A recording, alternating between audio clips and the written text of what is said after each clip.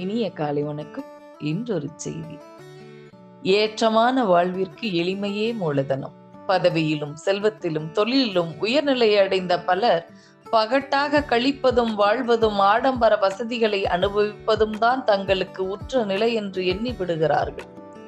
தங்களுக்கு நிகராக உள்ளவர்களோடு மட்டுமே நட்பு வைத்துக் கொள்கிறார்கள். சமுதாயத்தில் அனைத்து தரப்பினரோடும் கலந்து பழகாத பிரமுகர்களின் வாழ்க்கை எப்போதும் ஒளிர்வதில்லை. இறங்கி வருவதில் தான் ஏற்றம் இருக்கிறது. எளிமையாக வாழ்வதுதான் வலிமை சேர்க்கிறது. நாட்டின் முதலமைச்சர் பொறுப்பை பேரறிஞர் அண்ணா ஏற்றதும் அப்பதவிக்குரிய ஆடம்பர பொருட்களை, விலையுயர்ந்த இருக்கைகள், மேஜைகள், நிலை கண்ணாடிகள், ஆடம்பர வரவேற்பறை, அலங்கார பொருட்கள் என அவர் இல்லத்தில் இறக்கி வைக்கப்பட்டன. எடுத்து வந்த அதிகாரிகளிடம் அண்ணா சொன்னார், இந்த ஆடம்பர பொருட்களை இங்கிருந்து அகற்றி விடுங்கள்.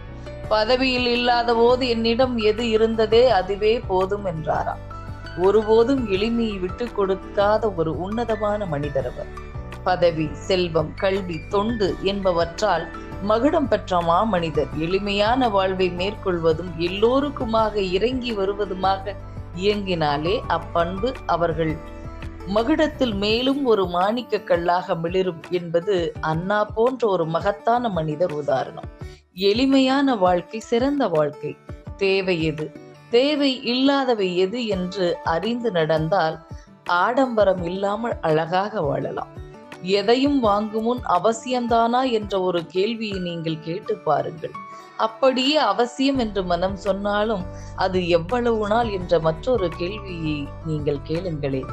ஆடம்பரத்தின் அதிகப்படியான விலையும் நம்முடைய இந்த உழைப்பும் வீணாகாமல் தடுக்க முடியும். எதிரியை ஜெயிப்பது ஆடம்பரத்தில் இல்லை, அகம்பாவத்தில் இல்லை, அதிகாரத்தில் இல்லை.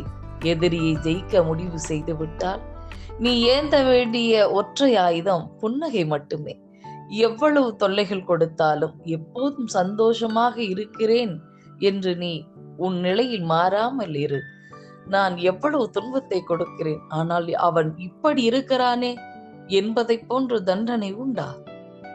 உங்கள் எளிமைதான் இதற்கெல்லாம் காரணம் என்று உலகம் போற்றும் வகையில் நீங்கள் உன்னதமான ஒரு வாழ்க்கையை வாழுங்கள் என்று சொல்லி இந்த நாள் உங்களுக்கு மிகச் சிறப்பான நாளாக அமைய என் வாழ்த்துக்கள்.